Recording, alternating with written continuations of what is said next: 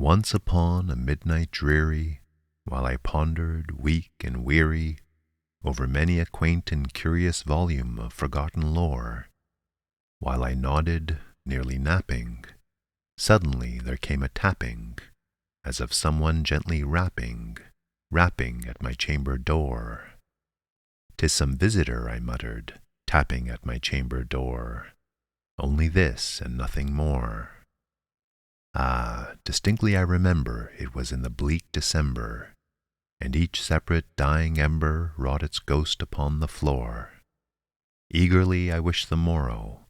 Vainly I had sought to borrow from my books surcease of sorrow, sorrow for the lost Lenore, for the rare and radiant maiden whom the angels name Lenore, nameless here forevermore.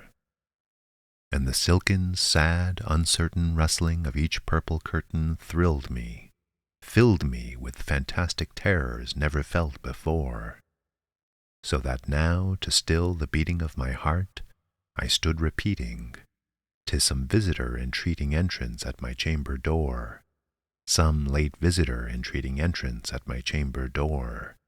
This it is, and nothing more."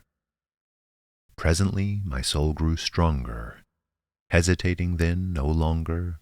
"Sir," said I, "or Madam, truly your forgiveness I implore, but the fact is I was napping, and so gently you came rapping, and so faintly you came tapping at my chamber door, that I scarce was sure I heard you.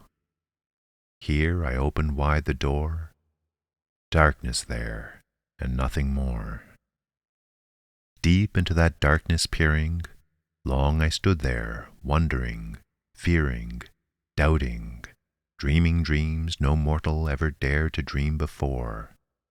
But the silence was unbroken, and the stillness gave no token, and the only word there spoken was the whispered word "Lenore." This I whispered, and an echo murmured back the word "Lenore." Merely this, and nothing more. Back into the chamber turning, all my soul within me burning, soon again I heard a tapping somewhat louder than before. "Surely," said I, "surely that is something at my window lattice. Let me see then what thereat is, and this mystery explore. Let my heart be still a moment, and this mystery explore. 'Tis the wind, and nothing more."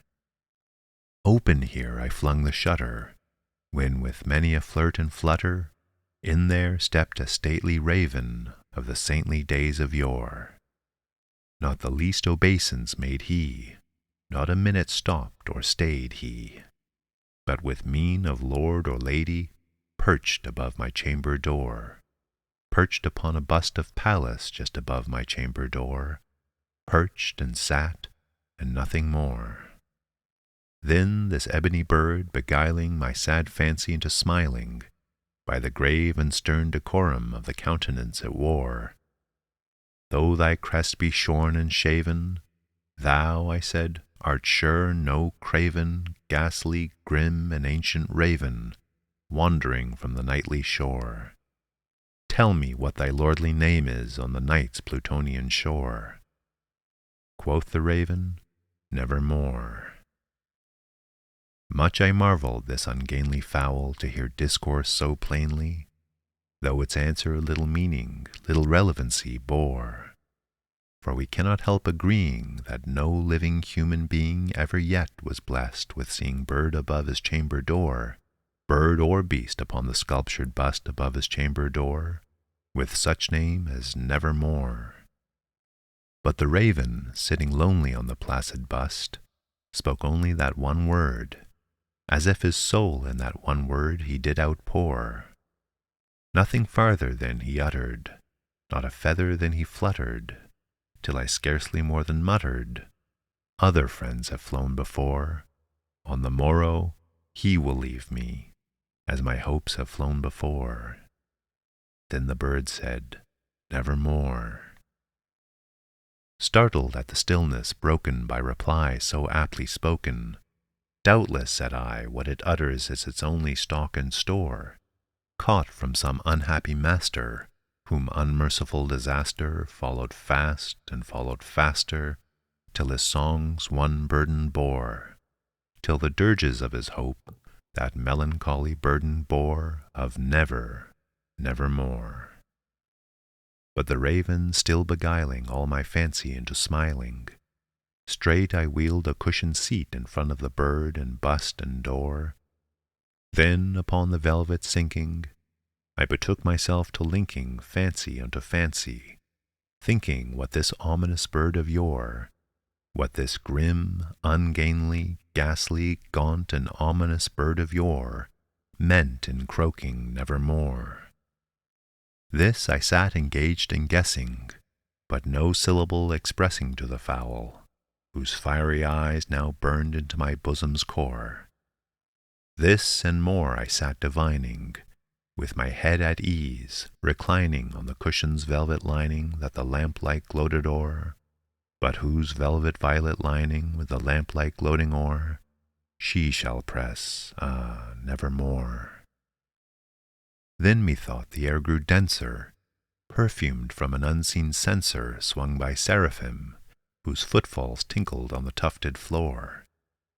Wretch, I cried, thy God hath lent thee, by these angels he hath sent thee respite, respite and nepenthe from thy memories of Lenore.